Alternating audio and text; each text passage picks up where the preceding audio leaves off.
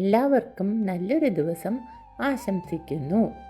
നമ്മുടെ വാക്കുകളും പ്രവൃത്തികളും ശീലങ്ങളും നമുക്കും മറ്റുള്ളവർക്കും ഹിതകരമാണോ? ഈ സുഭാഷിതം കേട്ടുനോക്കൂ. ധർമ്മം പ്രസംഗാത് അഭിനാചരന്തി പാപം പ്രയത്നേന സമാചരന്തി ആശ്ചര്യമേതദ്ധി മനുഷ്യലോകേ അമൃതം പരിത്യജ്യ വിഷം പിബന്തി. ധർമ്മം വാക്കുകളിൽ പോലും ആരും പാലിക്കുന്നില്ല. എന്നാൽ വളരെ കഷ്ടപ്പെട്ട് പാപം ചെയ്യുകയും ചെയ്യുന്നു. അമൃതം പോലെയുള്ള നല്ല പാനീയങ്ങൾ, ഇളനീർ മുതലായവ കുടിക്കാൻ ആർക്കും താല്പര്യമില്ല. പക്ഷേ വിഷമയമായ പാനീയങ്ങൾ സന്തോഷത്തോടുകൂടി കുടിക്കുകയും ചെയ്യുന്നു. ഇതാണ് ഏറ്റവും വലിയ ആശ്ചര്യം. നല്ല ഭംഗിയുള്ള ഒരു വസ്തുവിനെ ഇപ്പോൾ എല്ലാവരും പറയുന്നത് ഭയങ്കര ഭംഗി എന്നാണ്.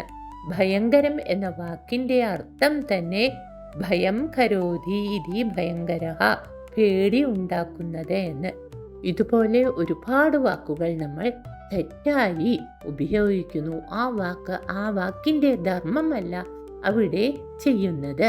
ഇങ്ങനെ പ്രസംഗത്തിൽ പോലും ധർമ്മം പാലിക്കാൻ നമ്മൾ തയ്യാറാകുന്നില്ല. എങ്കിലോ വളരെ കഷ്ടപ്പെട്ട് പാപകർമ്മങ്ങൾ ചെയ്യാൻ താല്പര്യം കാണിക്കുന്നു. ഒരു സ്ഥലത്ത് ബോംബ് വെക്കുകയാണ്. അതിന് എത്ര കഷ്ടപ്പാടാണെന്ന് ആലോചിച്ച് നോക്കൂ.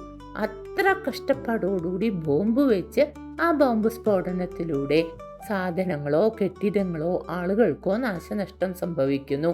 ഇങ്ങനെ കഷ്ടപ്പെട്ട ധർമ്മം ചെയ്യും.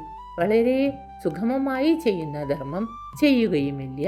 ഏതുപോലെ വളരെ സുലഭമായി കിട്ടുന്ന അമൃതസമമായ ഇളനീർ പോലുള്ള പാനീയങ്ങൾ കുടിക്കാൻ ആർക്കും താല്പര്യമില്ല. എങ്കിൽ വിഷമയമായ പാനീയങ്ങൾ നന്നായി ഉത്സാഹത്തോടുകൂടി കഴിക്കുകയും ചെയ്യും. ഇത് വലിയ ആശ്ചര്യം തന്നെ. ഈ ശീലങ്ങൾ നമ്മൾ മാറ്റേണ്ടതാണ്. ഇതുപോലുള്ള സുഭാഷിതങ്ങൾക്കായി എൻ്റെ ഈ ചാനൽ സബ്സ്ക്രൈബ് ചെയ്യുമല്ലോ. എൻ്റെ പേര് ലളിതാംബിക വിശ്വനാഥൻ. സർവത്ര ഗോവിന്ദനാമ സങ്കീർത്തനം. ഗോവിന്ദ ഗോവിന്ദ.